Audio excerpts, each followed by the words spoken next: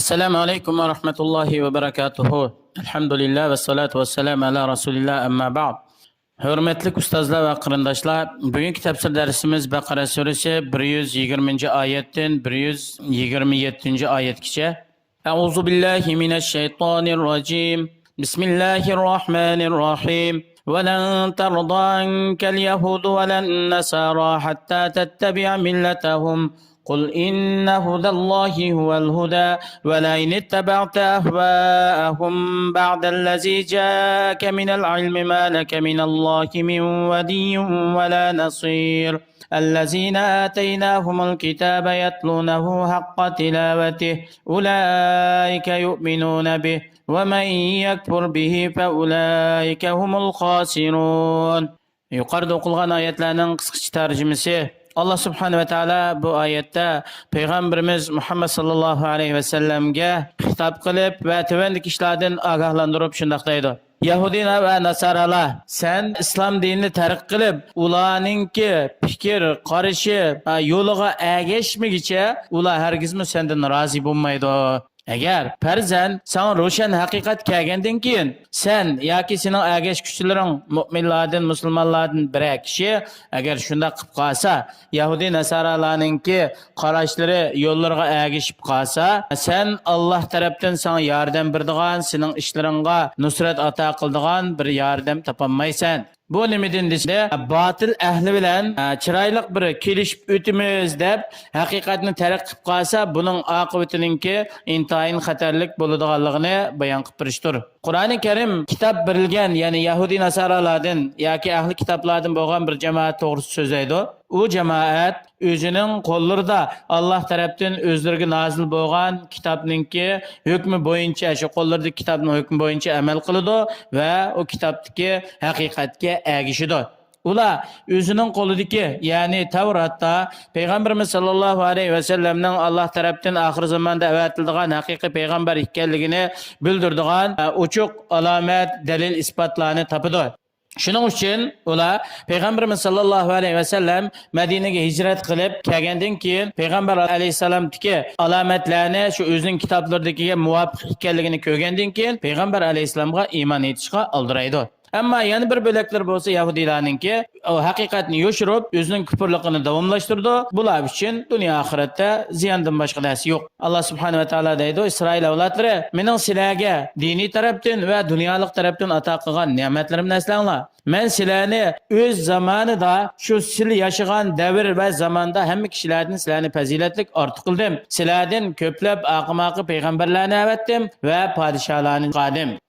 واتقوا يوما لا تجزي نفس عن نفس شيئا ولا يقبل منها عدل ولا تنفعها شفاعة ولا هم ينصرون. Sizlar qiyomat kundagi azob bilan o'zinglarning orasida shu azobdan saqlanadigan bir narsa qilinglar. Bu nima bilan bo'ladi desa, Allohning buyrug'iga ergishish, buyurganlarga amal qilish, cheklamalardan yenish va inondan yiroq turish bilan bo'ladi. Haqiqatan qiyomat kunida bir inson yana bir insondan hech narsani behojat qilolmaydi.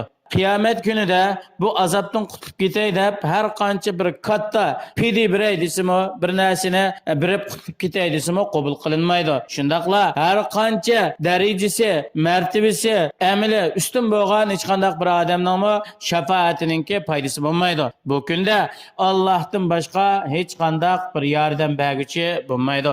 وَإِذِ ابْتَلَى إِبْرَاهِيمَ رَبُّهُ بِكَلِمَاتٍ فَأَتَمَّهُنَّ قَالَ إِنِّي جَاعِلُكَ لِلنَّاسِ إِمَامًا قَالَ وَمِنْ ذُرِّيَّتِي قَالَ لَا يَنَالُ عَهْدِ الظَّالِمِينَ وَإِذْ جَعَلْنَا الْبَيْتَ مَثَابَةً لِلنَّاسِ وَأَمْنًا وَاتَّخِذُوا مِنْ مَقَامِ إِبْرَاهِيمَ مُصَلًّى وَعَهِدْنَا إِلَى إِبْرَاهِيمَ وَإِسْمَاعِيلَ أَنْ طَهِّرَا بَيْتِيَ لِلطَّائِفِينَ والعاكفين والركع السجود. Ey Allah'ın peygamberi, sen öz vaqtida Allah subhanahu ve ta'alaningki İbrahim aleyhisselamni ixtibar qilganlik, sinaganlik to'g'risidagi, ya'ni İbrahim aleyhisselamga ba'zi bir ishlarni buyurganlik to'g'risidagi xabarnosligin. İbrahim aleyhisselam Allah subhanahu ve ta'ala buyurgan taklifat, amallarni eng mukammal shaklda to'liq ado qildi. Allah subhanahu ve ta'ala o'zining peygamberi İbrahim aleyhisselamga shunday dedi: "Men seni kishilar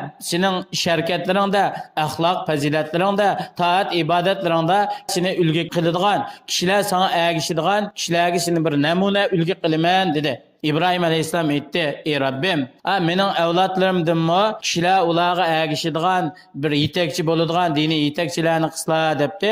Alloh subhanahu va taolo İbrahim aleyhisselamga javob berib, "Mening bu va'dam dinda yetakchi qilaman, yo'lboshchi qilaman degan bu va'dam sening avlodlaringdan bo'lgan zolimlarga yetmaydi. Zolimlarni o'z ichiga olmaydi. Kimki menga toat ibodat qildi ekan, haqda mustahkam turdi ekan, ular shuningga loyiq." Ve yana İbrahim aleyhisselamninki Allah'ның buyrug'i bilan Beytullah haramni kishilarninki qalbi doim shu talpinadigan, kishilarning qaytish o'rni bo'lgan Beytullah haramni yasagan vaqtidagi ahvolni eslagin deydi.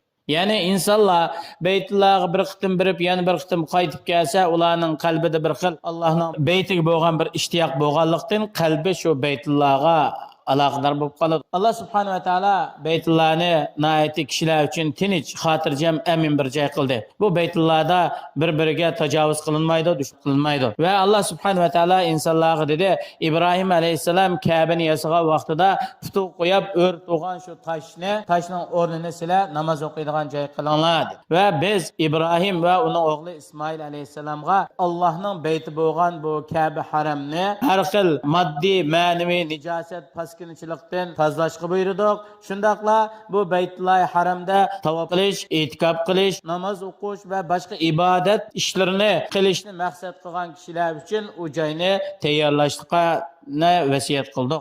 وإذ قال إبراهيم رب اجعل هذا بلدا آمنا وارزق أهله من الثمرات من آمن منهم بالله واليوم الآخر قال ومن كفر فأمتعه قليلا ثم أضطره إلى عذاب النار وبئس المصير. Ey Allah'ın peygamberi, öz vaqtida İbrahim aleyhisselam öz Rabbiga duo qilib aytgan buni so'zlarni eslagin deydi. İbrahim aleyhisselam bundaq duo qilgan: "Parvardigorim, Makkani tinch, xotirjam shahar qilib pasla. O Makkada hech qanday bir odam yomonlikqa uchramaydigan shundaq tinch, xotirjam shahar qilib pasla. Makkaning ahliga turli mevalardan rizq qilib pasla. Bo'libmi, sizlarga va oxirat kuniga ishongan, iymon etgan mu'minlarga shu xos rizqlarni qilib pasla" deb duo qilgan. Allah subhanahu ve taala aytdi: "Ularning orasidan menga kafir bo'lganlar bo'lsa-mu, ularni dunyoda ozg'iroq rizq bilan manfaatlantirman. Ondan keyin oxiratda ular yoqtirmaydigan do'zaxning azobiga kirgizaman. Qiyomat kuni ularning qaytadigan joyi nima degan yomon joy?" Yuqoridagi oyatlardan bir qancha turli foydalar ilinadi. Birinchisi, musulmonlar, yahudilar va xristian nasoralarga har qancha yaxshilik qilsa-mu, ular musulmonlardan rozi bo'lmaydi. Hatto musulmonlar o'zining haq to'g'ri bo'lgan dinini tashlab, ularning diniga kirgicha va ularning ozg'unligiga ergishib birga mangmigicha ular musulmonlardan hargiz rozi bo'lmaydi.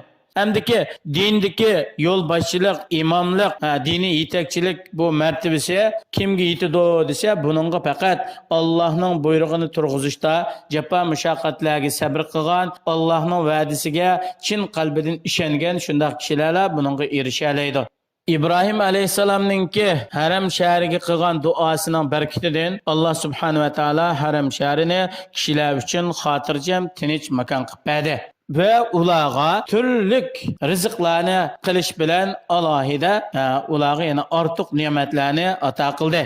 Allah subhanahu ve taolo har birimizni shu İbrahim aleyhisselamninki to'g'ri yo'liga, payg'ambarimiz Muhammad aleyhisselamninki ko'rsatmasiga ergishib, shu bo'yicha mukammal amal qilib, Allohning dinini yetkazib, bu yo'ldagi barliq qiyinchiliklarga sabr qilib, Alloh va'da qilgan shu martabalarga erishishga bizni Alloh muyassar qilsin. Alloh subhanahu ve taolo hammalarni Kıyamet günü de şu peygamberler İbrahim aleyhisselam, İsmail aleyhisselam, peygamberimiz Muhammed aleyhisselam şu peygamberler bilen, şehitler bilen, rastçılar bilen, salih, takvadar, yaxşı kişiler bilen birge boluşqa müyesser kılsın. Gerçi biz ulardek emel kılanmasak mı, ularni çin kalbimizden yaxşı kögellikimiz, ularga samimilik bilen ergeşkenligimizden Allah'ım bizlerini şularninki söhbetiga müyesser kılsın. Vesselamu aleykum ve rahmetullahi ve berekatuhu.